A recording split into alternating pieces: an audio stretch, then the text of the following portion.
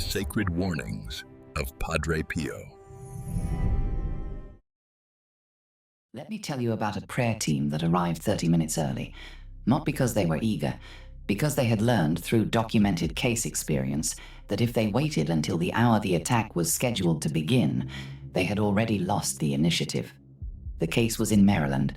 The woman, I will not give her name, had been waking every single night at exactly 3 in the morning. Not roughly 3, not around 3, exactly 3.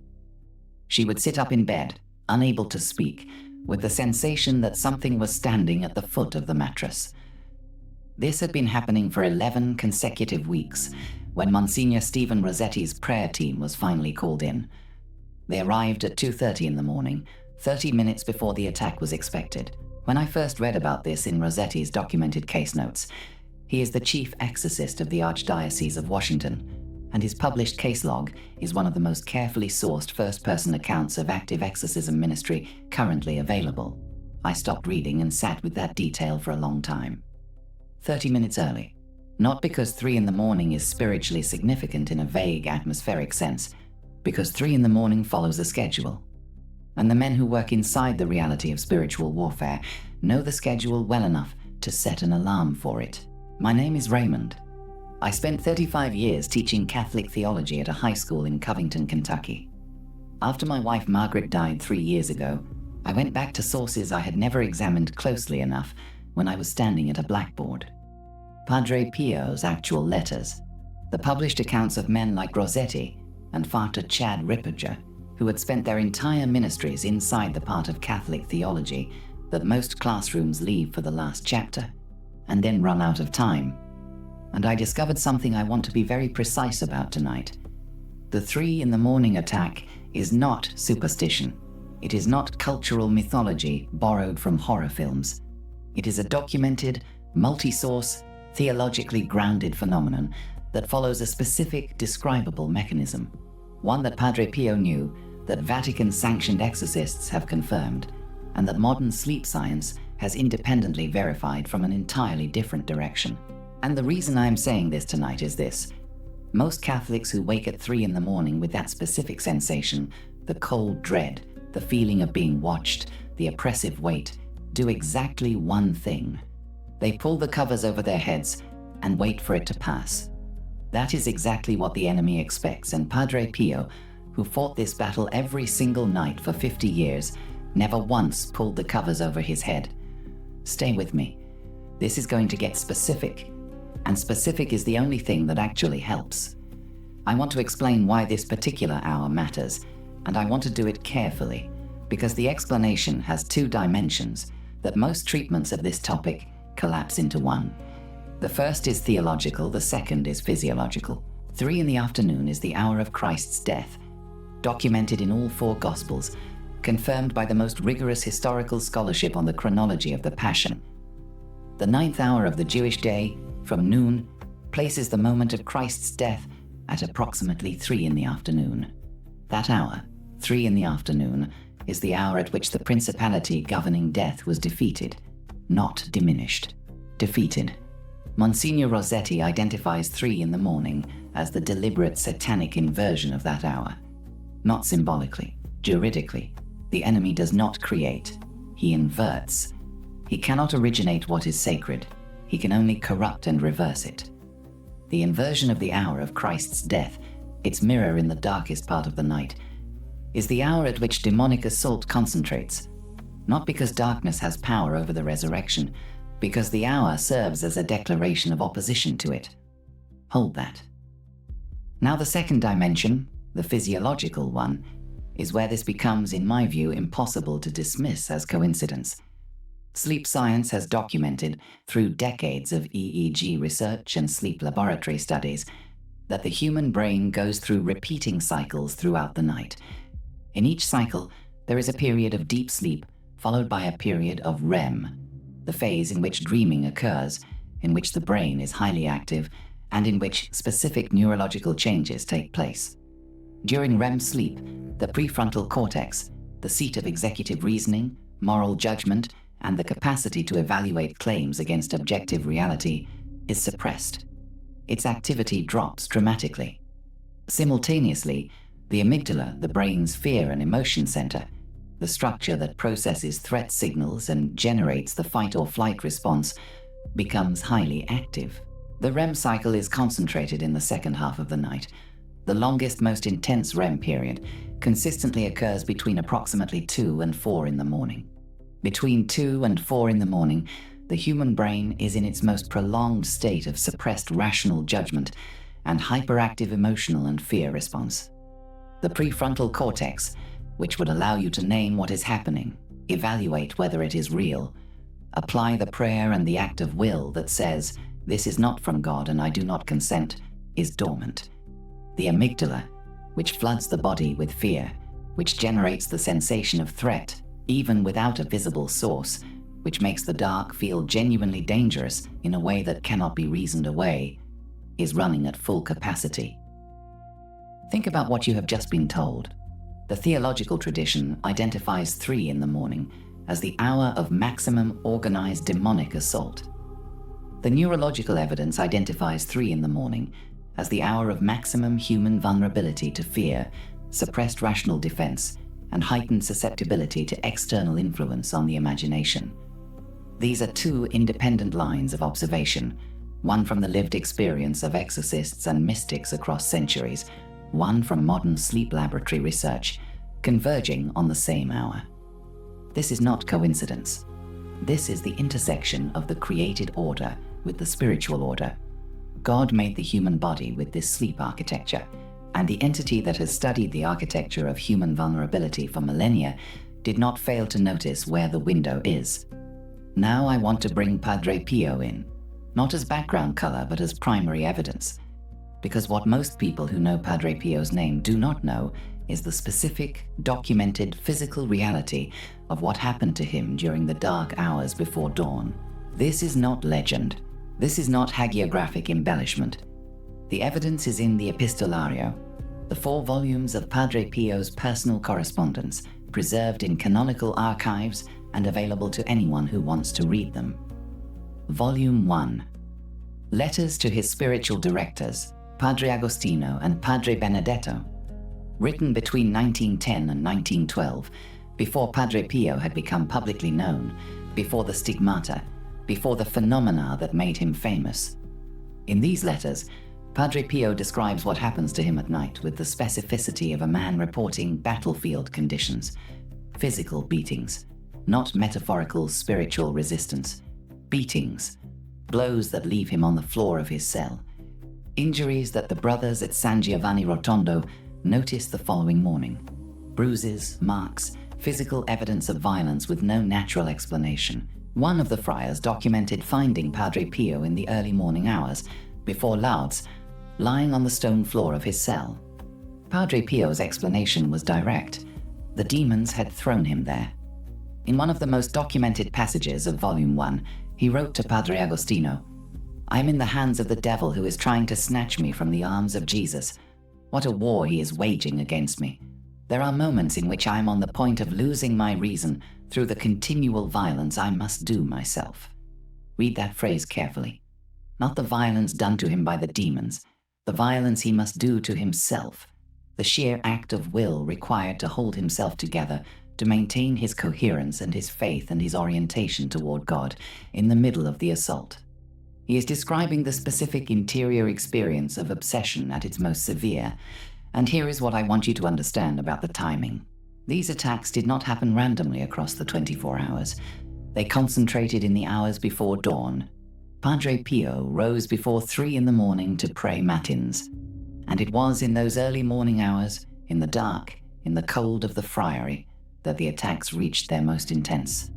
The demons appeared, in Padre Pio's own description, as ferocious animals, as voices predicting that God had abandoned him, that his suffering was meaningless, that the people who trusted him would be destroyed because of him. This was not happening because Padre Pio was spiritually deficient.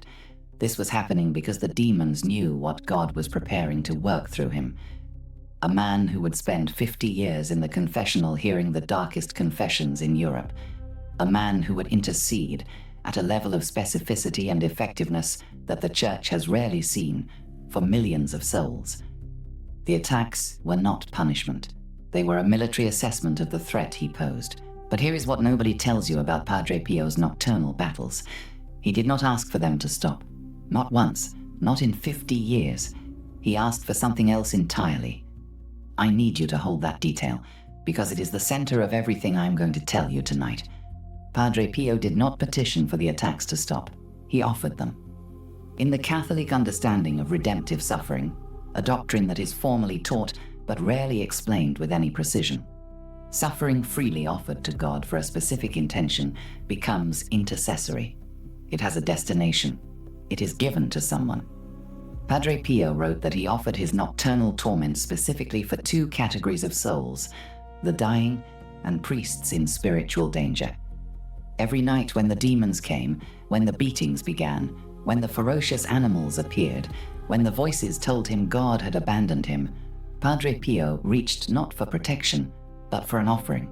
Lord, I give this to you. For the man dying in his sins tonight who has no one praying for him, for the priest in some city I will never see who is on the edge of losing his faith. Let nothing be wasted. This is a documented reversal of the demonic mechanism. The demon attacks at the hour of maximum vulnerability, expecting to generate fear, confusion, and despair, to plant seeds of doubt that will grow through the following day. And Padre Pio received the attack, did not deny it, did not flee from it, and converted it. The attack became the prayer. The suffering became the intercession. The hour the enemy chose as the hour of maximum assault became, in Padre Pio's hands, the hour of maximum intercession. This is what Ripperger means when he speaks of the enemy's miscalculation. By attacking the man who would intercede for millions, the enemy provided Padre Pio with the raw material for 50 years of that very intercession. He did not ask for the attacks to stop. He asked for someone to give them to, and every time the demons came, they were unknowingly contributing to the operation they were trying to prevent. The first time I understood this clearly, not just as a theological formulation, but as an actual reversal of the mechanism, I sat very still for a long time, because it means something specific for you. The 3 in the morning moment in your life, the wakefulness, the dread, the sense of something pressing on the room, is not just something to endure. It is, if you know what to do with it, raw material. But before I give you the protocol, I need to explain the mechanism by which the attack gains its access in the first place, because understanding the entry point is the prerequisite to closing it. Dr. Ripperger's teaching on what he calls obsession, the level of demonic influence below possession, the sustained external assault on a soul through the imagination and the senses, is the most practically useful framework I have found for explaining 3 in the morning disturbance. The key concept is legal rights. In classical Catholic demonology, drawing directly from Aquinas, demonic entities do not act arbitrarily. They operate within a juridical framework. God is sovereign. Demonic influence requires permission, legal standing, that is not seized from outside, but granted from within. Through habitual sin, never confessed, never revoked, through deliberate exposure to occult practices, through the generational inheritance, the accumulated moral debt of ancestors whose unconfessed serious sin creates within the spiritual economy a standing invitation for demonic interference in their descendants. And through one mechanism, most people have never considered as spiritually significant: going to sleep without an examination of conscience. I am not talking about a moralistic obligation to feel bad before bed. I am talking about a juridical mechanism. During the day, a person makes choices. The anger deliberately held rather than released. The impure thought entertained rather than redirected. The lie told to avoid a difficult conversation. These create openings, small ones, like doors left slightly ajar. During waking hours, the rational faculty functions as a guardian. A person in full waking consciousness can notice the thought that does not belong and dismiss it. But sleep changes that entirely. The rational faculty goes dormant. The guard is off duty. And the doors left ajar during the day, through the small, unexamined choices, through the habitual patterns never named, those doors do not close automatically when the person falls asleep. They stay ajar. And between 2 and 4 in the morning, when the amygdala is running hot and the prefrontal cortex is suppressed, Something finds those open doors, not randomly, not by accident. The sleep science explains the vulnerability window. The legal rights doctrine explains who is standing outside it. And here is the most important distinction before we go to Patricia's story. Most Catholics waking at 3 a.m. in dread are not experiencing possession. They are experiencing obsession. And obsession is disruptible, not by trying harder to sleep, not by medication, not by convincing yourself it was a dream, by specific prayer that addresses the specific legal rights. That is what the protocol is for. About 3 years ago, I received a message from a former student. Her name is Patricia. I taught her junior theology around 2003. She was a serious student, the kind who actually did the reading, who asked questions that went past the textbook. She wrote to me because she did not know where else to turn. Her husband had been waking every night at exactly 3 a.m. for 6 consecutive weeks. Not roughly 3, exactly 3. He would find himself standing in the kitchen with no memory of having gotten out of bed. Once, Patricia found him in the hallway outside their daughter's room, holding the doorframe, staring at nothing. Doctors found nothing. Sleep studies found nothing. He was physically healthy, with no history of sleepwalking. Patricia told me something she had been reluctant to say to the doctors. She said, "He wakes up afraid, not disoriented the way a normal sleepwalker is afraid of something specific that he cannot name or describe." I asked her one question. "What do you know about his father's side of the family?" There was a long silence before she answered. "His grandfather was a Freemason. We never talked about it. His father never talked about it. It was just a thing that was known and not discussed." I want to be careful here. I am not claiming that every instance of 3 a.m. disturbance is traceable to a Freemason grandfather. I am not qualified to diagnose the spiritual condition of a specific family. I am not an exorcist. What I'm doing is applying the framework that Ripperger teaches about generational spirits. In Catholic demonology, there is a category of demonic access that is inherited rather than generated by the individual. Ancestral involvement in organizations with formal satanic inversion, of which Freemasonry is the most documented in the Western tradition, particularly in its higher degrees, creates what Ripperger calls a family address, a standing invitation transferred through the generations for a specific spirit to have access to the family line. The individual who inherited that access may be personally devout, may pray the rosary, may attend Mass faithfully, may have done nothing personally to open any door, and still find something standing at the foot of the bed at 3 a.m. Because the standing invitation is not theirs. It belongs to a grandfather they never met. I told Patricia this. I explained the mechanism, and I connected her to a priest who had experience in this specific area of pastoral care. Her husband went to confession, not a general confession, a specific one. He named the generational connection. He renounced it explicitly, by name. He asked for the authority of Christ over the legal right that had been inherited. The priest blessed the home, every room. The nightly disturbances ended, not gradually, immediately. I presented this to Patricia not as proof of a universal rule, but as a question. What does your family's history give permission to visit you at night? I am asking you to consider that question now, not to produce fear. Fear is the enemy's preferred response to this information, to produce clarity, because the door can be closed. But first, it has to be identified. I want to pause here for a moment. What I have shared with you tonight, Padre Pio's documented nightly battles from Volume 1 of the Epistolario, Rossetti's case documentation, Ripperger's framework on legal rights and obsession, the sleep science intersection, the generational mechanism, none of this appears in a standard Catholic theology curriculum. I spent 35 years teaching from those curricula.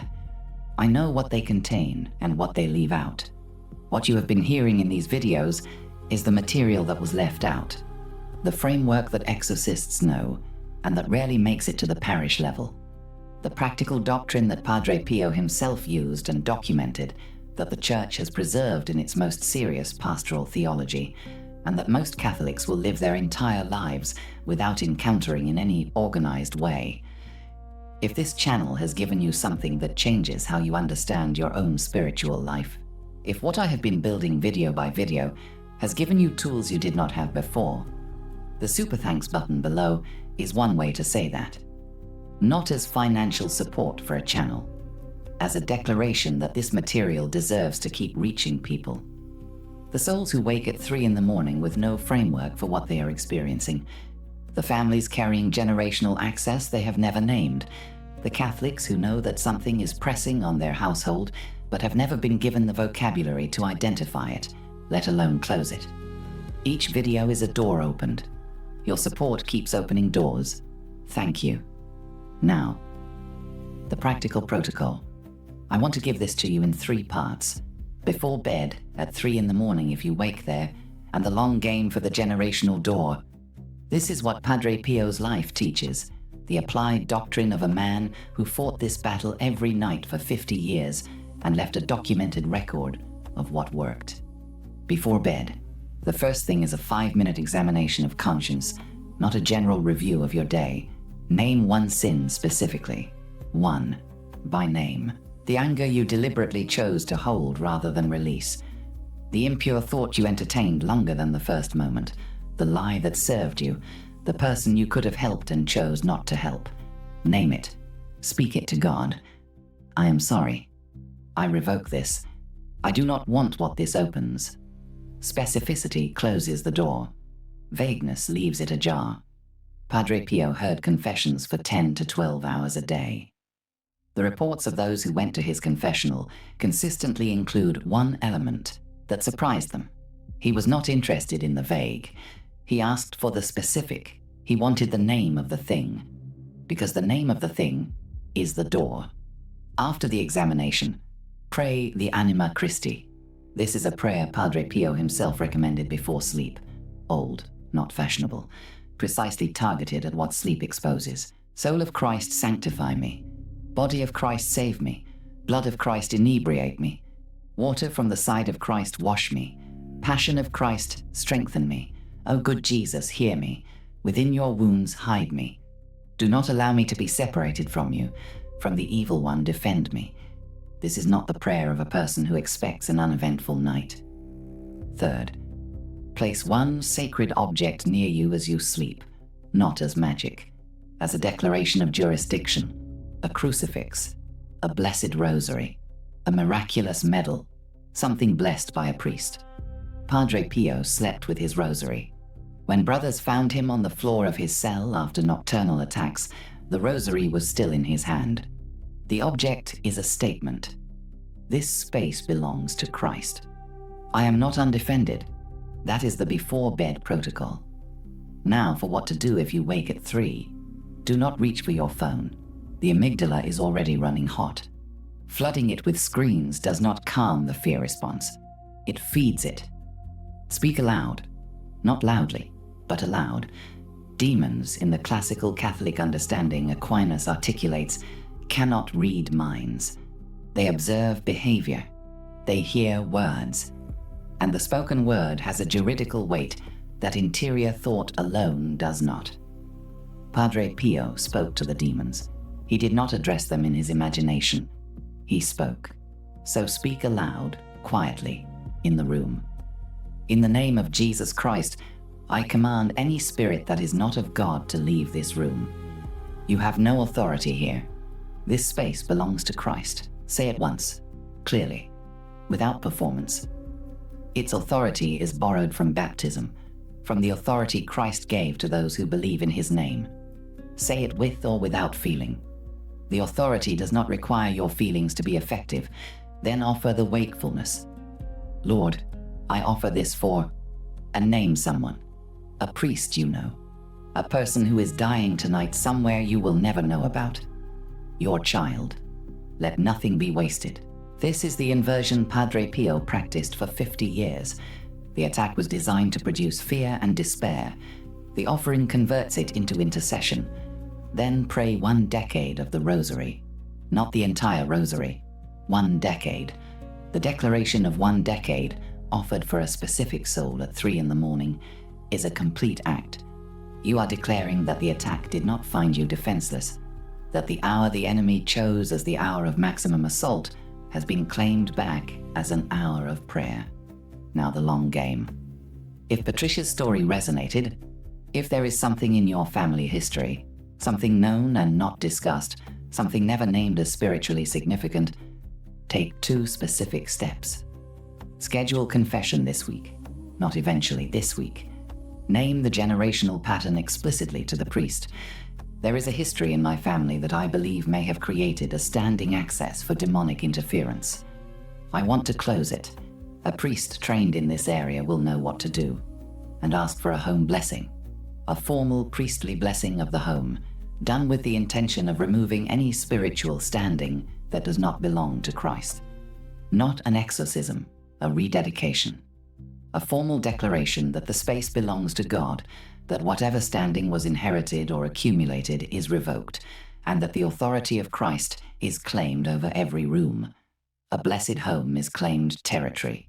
The examination tonight, the anima Christi, the sacred object. At 3 a.m, the spoken command, the offering, the decade. For the generational door, confession with specific naming, and the priestly blessing of the home. These are not symbolic actions. They are the tools Padre Pio used, that Vatican-sanctioned exorcists apply, that the Thomistic framework identifies as the specific juridical responses to the specific mechanisms by which the 3 a.m. attack gains its access. You have them now. Before I close, I want to ask you one question. The experience I have been describing tonight, the 3 a.m. wakefulness, the cold dread, the sense of something present in the room, is more common than most Catholics ever say out loud. People carry this in silence because they are afraid of sounding irrational. Tell me in the comments, have you experienced 3 a.m. wakefulness with the specific quality I described tonight? Did you have any idea before this video that the framework I described even existed? And if you have used any element of the protocol I shared and found it made a difference, I want to hear that too. The comments below this video are not a passive space. They are the place where people who have been carrying this alone discover that they are not alone. What have you been waking up to? I want to go back to the prayer team that arrived at 2:30 a.m. The woman they were there to help, who had been waking every night at exactly 3, who had been sitting in the dark alone for 11 weeks with no framework for what she was experiencing. She did not know when she heard the knock at 2:30 that she was about to be protected. She had been waiting for someone to take it seriously. That is what Padre Pio gave to the people who came to him. Not magic, not dramatic supernatural intervention that bypassed their need to understand and participate. He gave them the framework. He told them what they were dealing with. He explained the doors and the mechanism and the specific prayer that closed the specific door. He took it seriously in the way that a man who had fought this battle personally every night for 50 years was qualified to take it seriously. He had the bruises, he had the letters, he had the 50 years of waking in the dark and choosing the offering over the despair. And what he left, in those letters, in the documented testimony of the brothers who found him on the floor, in the lives of the millions who came to his confessional and found that the man in the brown habit already knew exactly what they had never said aloud, is a framework that works. Not because Padre Pio was superhuman, because he understood the mechanism, and he applied the specific response to the specific mechanism every single night, until the attack became the prayer. Until the enemy's most carefully chosen hour, the inversion of Christ's death, the darkest point before dawn, became the hour at which Padre Pio was most fully alive in his mission. The prayer team arrived at 2:30. The examination of conscience tonight, the anima Christi, the sacred object, and if you wake at 3, the spoken command, the offering, 1 decade. The next moment of your life, the moment after this video ends, is your opportunity to begin. That is not the end of the attack. That is the beginning of the response. God bless you, and stay vigilant.